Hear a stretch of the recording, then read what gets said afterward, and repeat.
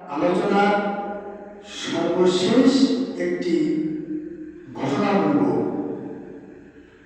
আমরা যে হারে দুনিয়ার মোহে পড়ে গিয়ে দুনিয়ার পিছিয়ে যেভাবে ছোটাছুটি করতেছি, একটা মাছি মধুর ভিতরে পড়ে গেলে তাকে যেমন উঠানো, সে যেমন মধুর থেকে উঠতে সম্ভব হয় না, আমরা দুনিয়ার পিছনে এমন ভাবে পড়ে গিয়েছি, সেই দুনিয়ার মায়ার থেকে, জাল থেকে আমরা উদ্ধার হতে পারছি না।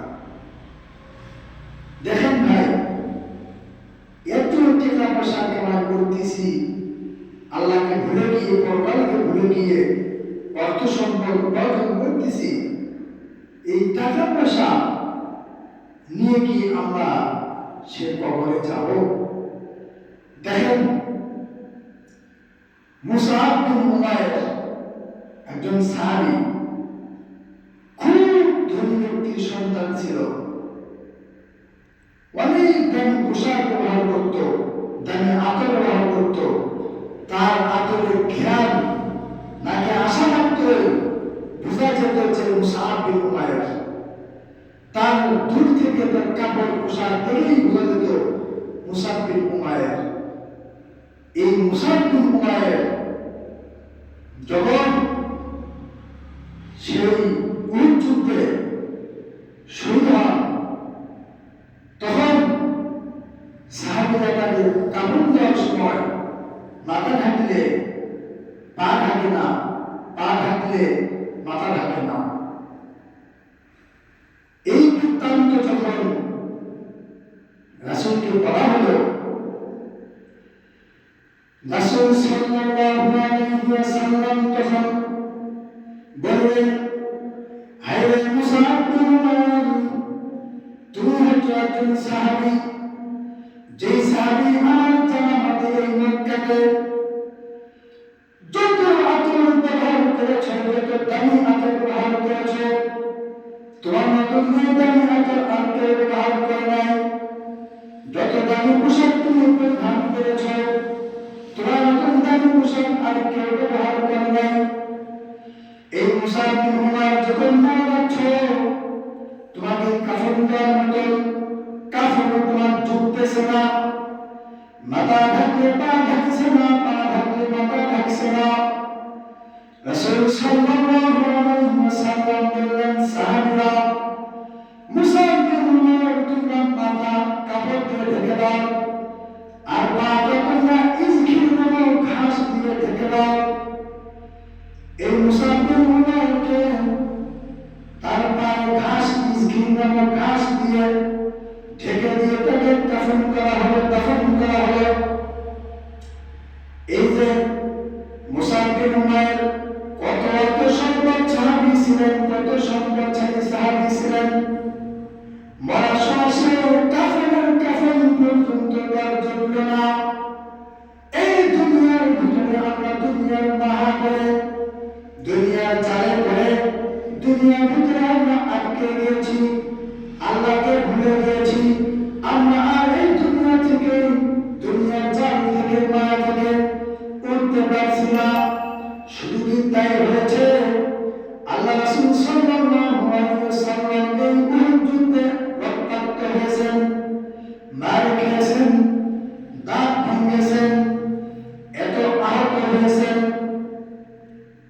তিনার আহত হয় তালহা রাদিয়াল্লাহু তাআলা আনহু, রাসূলুল্লাহ সাল্লাল্লাহু আলাইহি ওয়াসাল্লাম জানিয়েছিলেন, এখান থেকে একবার ওঠেন, একবার বসেন যুদ্ধের পরিস্থিতি দেখার জন্য। তালহা রাদিয়াল্লাহু তাআলা আনহু বলেন, আল্লাহ রাসূল আপনি উঠবেন না।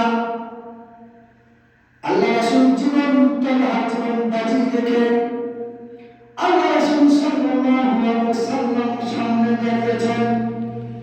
যত গুলি লাগবে, তীর লাগবে, আমি তালহা আমার কাঁধে লাগবে, আমার হাতে লাগবে, তবু আমি রাসূলকে তীর লাগাতে দেব না।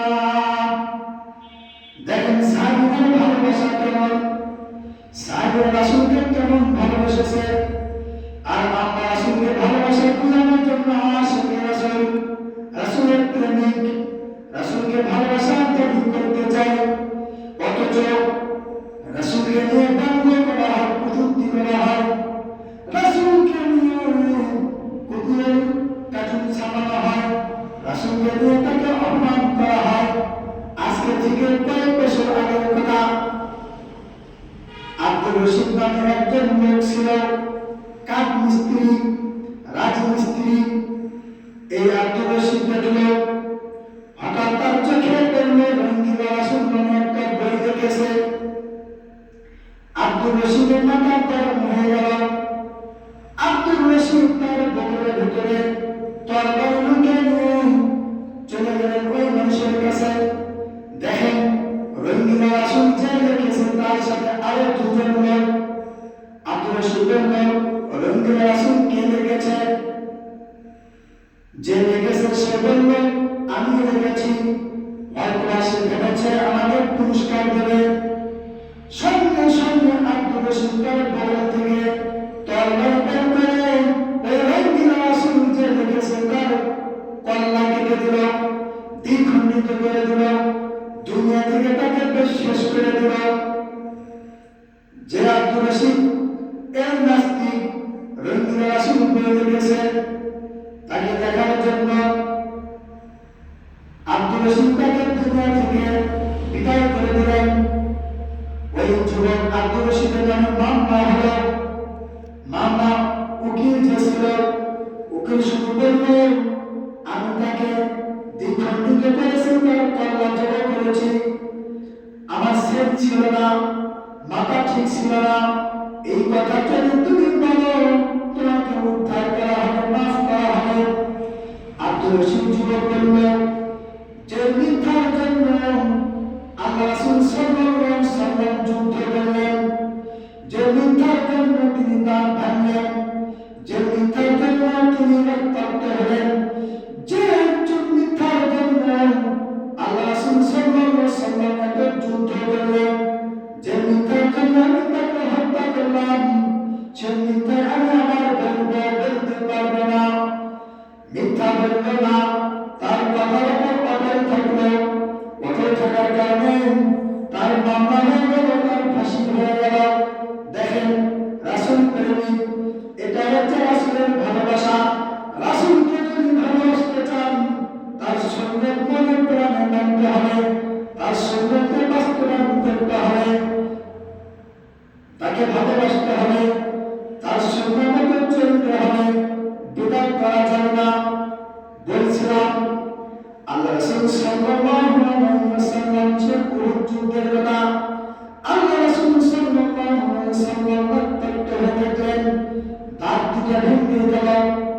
শুধু তাই নয়, তার আপন চাচা আবু হামজা রাদিয়াল্লাহু তাআলা আনহু এই উহুদ যুদ্ধে তার দুটো চোখকে তুলে নেওয়া হয়েছে, তার হাতের আঙ্গুলি গুলো তুলে নেওয়া হয়েছে, পায়ের আঙ্গুলি তুলে নেওয়া হয়েছে। শুধু তাই করে নাই, আমির হামজা রাদিয়াল্লাহু তাআলা আনহু বুকটা ছিঁড়ে কলিজা বের করে হিন্দা নামক একজন লোক তার কলিজা খেয়েছেন। আল্লাহ রাব্বুল আলামিনের নবী মুহাম্মদ সাল্লাল্লাহু আলাইহি ওয়াসাল্লাম এই দৃশ্য দেখে শুধুমাত্র বললেন, যারা আমার চাচাকে হত্যা করেছে আমি তাদের প্রতিশোধ নিব। আল্লাহ রাব্বুল আলামিন আয়াত নাযিল করলেন, ওয়া ইন আ'তাবতুম ফা'আকিবু বিমিসলি মা উকিবতুম বিহি ওয়া লাইন সাবারতুম ফাহুয়া খায়রুল লিস-সাবিরিন। হে মুহাম্মদ, তুমি জেনে রাখো, তারা তোমাকে যত প্রতিশোধ নিয়েছে, তারা তোমার যত ক্ষতি করেছে, তুমি ততটুকু ক্ষতি করতে পারবে, তুমি ততটুকু প্রতিশোধ নিতে পারবে। যদি প্রতিশোধ নিতে চাও, তারা যতটুকু প্রতিশোধ নিয়েছে তুমি ততটুকু প্রতিশোধ নাও। তবে জেনে রাখো, ওয়ালা ইন সাবারতুম, যদি তোমরা ধৈর্য ধারণ করো, তাহলে